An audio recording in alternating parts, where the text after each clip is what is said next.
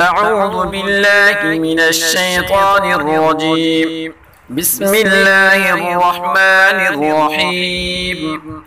ألم تر كيف فعل ربك بأصحاب الفيل؟ ألم يجعل كيدهم في تضليل وأرسل عليهم طيرا أبابيل ترميهم بحجارة من سجيل فجعلهم كعصف مأكول. بسم الله الرحمن الرحيم. لإيلاف قريش إيلافهم رحلة الشتاء والصيف فليعبدوا رب هذا البيت الذي أطعمهم من جوع وآمنهم من خوف. بسم الله الرحمن الرحيم. أرأيت الذي يكذب بالدين؟ فذلك الذي يدع اليتيم ولا يحض على طعام المسكين فويل للمصلين الذين هم عن صلاتهم ساهون الذين هم يراءون ويمنعون الماعون. بسم الله الرحمن الرحيم.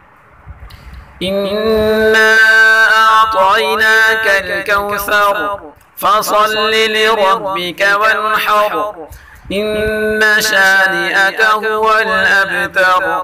بسم الله الرحمن الرحيم.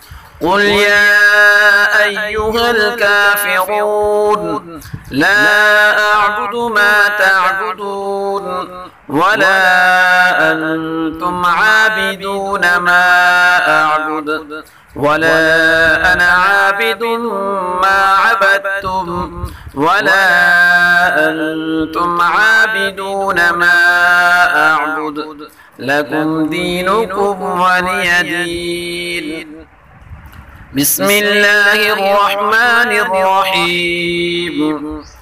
إذا جاء نصر الله والفتح ورأيت الناس يدخلون في دين الله أفواجا فسبح بحمد ربك واستغفره إنه كان توابا. بسم الله الرحمن الرحيم.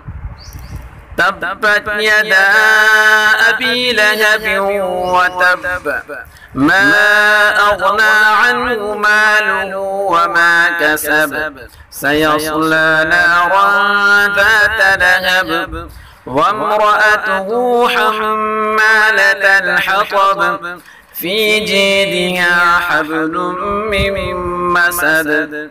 بسم الله الرحمن الرحيم.